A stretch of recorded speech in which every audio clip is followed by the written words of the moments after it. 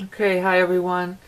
Vickie really here. We're going to take a look at the full moon in Sag. The first full moon in Sag is going to be 2 because it's at a very low degree. It's at 1 degree.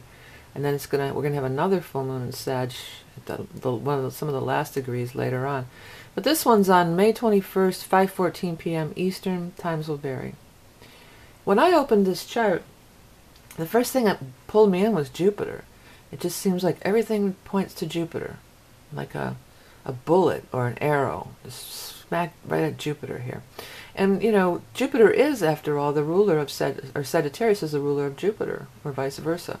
So there's a tie-in to the fact that it's a full moon in Sag. Jupiter's conjunct the North Node, so it's like, you know, the highest calling, or the best you can be, or adhering to your true path, or the highest reality that we can achieve. You know, the best, the ultimate reality that we can achieve, or the ultimate best outcome for everybody, in simpler terms. So the other thing is, with this Jupiter, it's got this grand trine on Earth. It's trine Mercury, which is still retrograde, but going to go direct the very next day.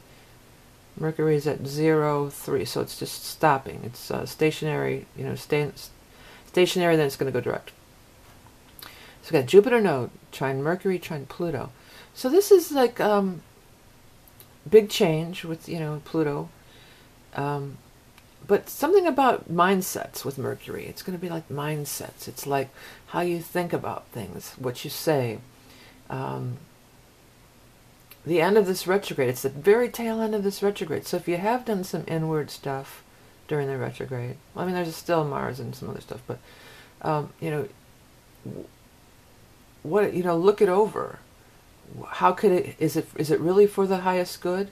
These thoughts that you're having, are they really? Is it really going to be for the highest good of yourself and others concerned? Or is it just a monkey mind? Because that's what this kind of makes me feel like. Okay, we got Sun conjunct Vesta in Gemini. So that's Mercury is the ruler of Gemini. So this is a very mercurial Gemini vibe, even though it's in Sag, the opposite. And Sag full moon is conjunct Mars. So this is the feminine moon, the masculine Mars. The feminine Vesta, the Vestal Virgins, and the home and the hearth conjunct the Sun. You know, you want to shine, you want to be out there, or you want to be home taking care of the kids, you know? And being the, you know, the woman behind the man. It doesn't have to be that gender, but it's that kind of, you know, feel. There's a woman behind the man, you know, the person behind the scenes who makes the person who shines shine, helps them shine, you know, like that. So there's that going on. There's this feminine, masculine. Although, you know, there's these oppositions because it is a full moon, and there's other planets because Mars is opposed Sun, Vesta is opposed. You know, there's these other planets are involved here. But really, if you look at the aspectarian, lots of trines. And this grand trine going on.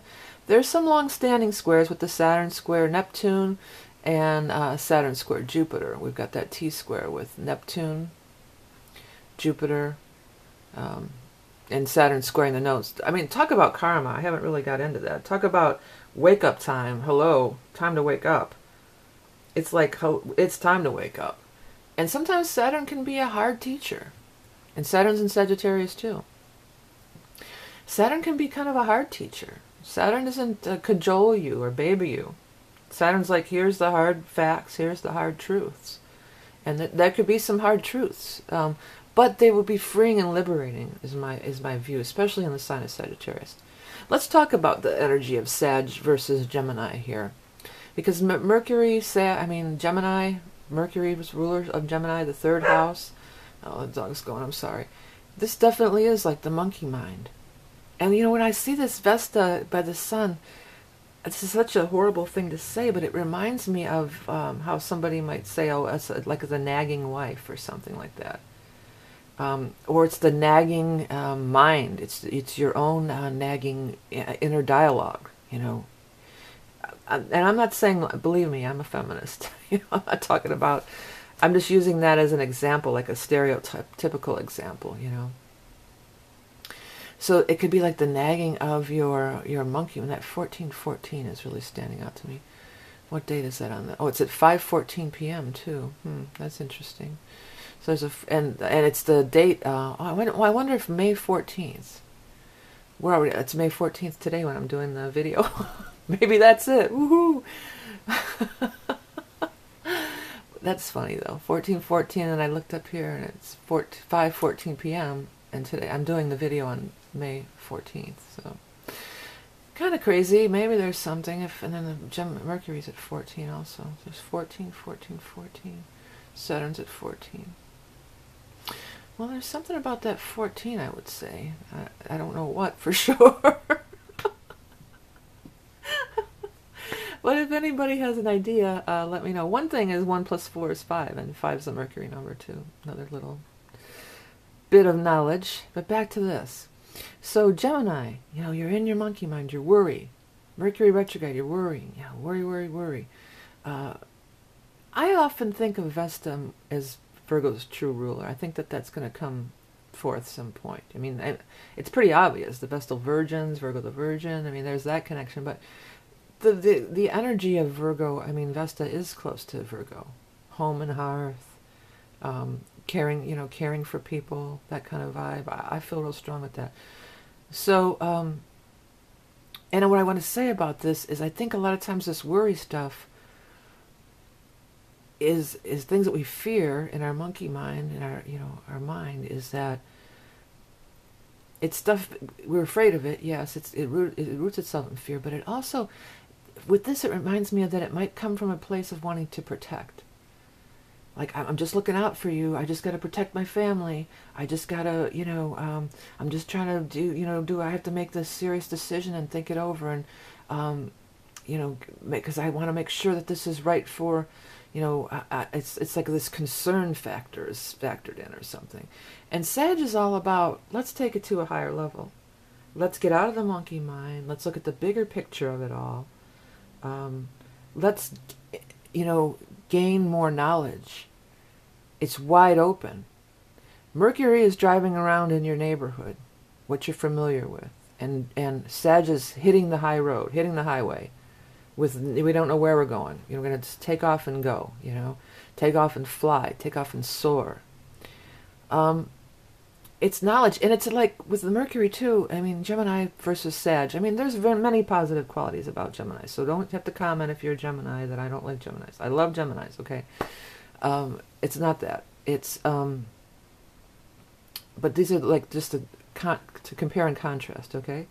So, this is also, I have to have a definitive answer. I have to wrap my mind around it. I have to figure it out. I have to be able to figure it all out. I have to be able to wrap my mind around it. This energy is like, take a leap of faith. Go into the great unknown. Soar high. Look at the higher perspective. Look at the bigger picture. You don't know it all. Maybe you don't know it all. Maybe there's more to learn, more to discover, more to expand. Jupiter is the 9th house ruler, Sag, and it's like expansion, expanding your consciousness, expanding your knowledge. It's spiritual growth, it's education. So everything doesn't have to be wrapped up in a nice little neat package so your mind can understand it. There's many things on heaven and earth that we don't understand, There's many things we don't understand. And there's many things that we can explore further. Before you plant your flag here, before you, with this grand trine on Earth, before you plant your flag and build your whole foundation on something that is a thought in your mind, Mercury and Taurus here, let's maybe take it to another level. Let's maybe, people don't like, I'm not really a meditator either, to sit with my legs crossed and go Om. I'm not, that doesn't work for me either. I get out in nature. I've been the last couple days in my garden, and I'm feeling completely better. I'm kind of over this hump. This Mars in retrograde stuff really kind of got to me. But anyways, I'm kind of over that hump, and there's many ways. Doing art, picking up one of my adult coloring books. Throw that in there. But that kind of stuff where your mind. Some people clean. I know people who. I'm not one of them. But some people love to clean because it's just this mindless stuff. And it just kind of gets rid of, you know, I'm out there pulling my weeds in the garden. That's almost kind of like I'm cleaning up my garden beds, you know, and I get a lot out of that. But, you know, people, whatever it is, it doesn't have to be, like I said, sitting there with your legs crossed and your, you know, the finger positions and sitting there chanting. There's many ways to go about it that's not weird or too far outside of your neighborhood here. And not just the neighborhood of where you live, your neighborhood of your mindset. That's what the third house is. This is how you think every day. This is your tribe, your neighbors, how everybody going along with the pack and how everybody else does, and wanting to, you know, basing your thoughts on, you know, popular opinion maybe, or what your friends are saying, you know, or you know, how everybody else is thinking around you. And ninth house and Sag, this is like blast off into outer space, baby. That's what this reminds me of. Blasting off into outer space. These look like little rocket ships to me, like on our way to the moon, the actual moon. You know? So it kind of reminds me of that. And then Mars would be, of course, Mars, the planet. Well, they're all planets, duh. Okay. Moon conjunct Mars is like a very different energy, like I said before. Moon is, you know, the feminine, it's intuitive, it's inward expression, it's your dreams, it's your subconscious mind. And Mars is go, go, go, outward, outward, you know, warrior, blazing that trail, you know, very much action. And this is, it's fire and water. It is fire and water. I just was hearing that song, is that Bad Company or Free? Fire and water must have made you their daughter. You got what it takes to make a grown man's heart break. Paul Rogers. But anyways, I don't know, that just popped into my mind. But it is fire and water. It totally is. Fire, moon is, Mars is fire and moon is water. So there's that. Well, of course, the asteroids aren't really assigned a what do you call it, element. But sun is also fire. Well, this moon is air and fire, which are complementary. Air feeds fire. But, you know, we all know about water and fire. That's not really the best kind of, you know, it's contradictory. Water extinguishes fire. It puts a damper on what Mars is trying to do, what Mars is trying to accomplish. Mars wants to go, and Mars is retrograde too. So, maybe still not a time still to really launch anything big, especially if you have a strong Mars in your chart. Like if it's in your 10th house or ruler of your 10th house, or I don't know why I said that, maybe because it would be career oriented, or if you're an Aries or have Aries rising, you know. If Mars is really in your house there, you know, this wouldn't be the time to, in your chart, really strong, wouldn't be the time to start anything. And Mercury's not quite all the way direct yet either, or definitely not out of the shadow. So it's like, if you find yourself rolling around in this monkey mind, step back and just kind of look at it, say, question. It reminds me of The Work, Byron Katie. Is it true? Is it really true? You know, that's a good analogy of this this different energy, because we work up these stories in our brains. You know, it's all mental.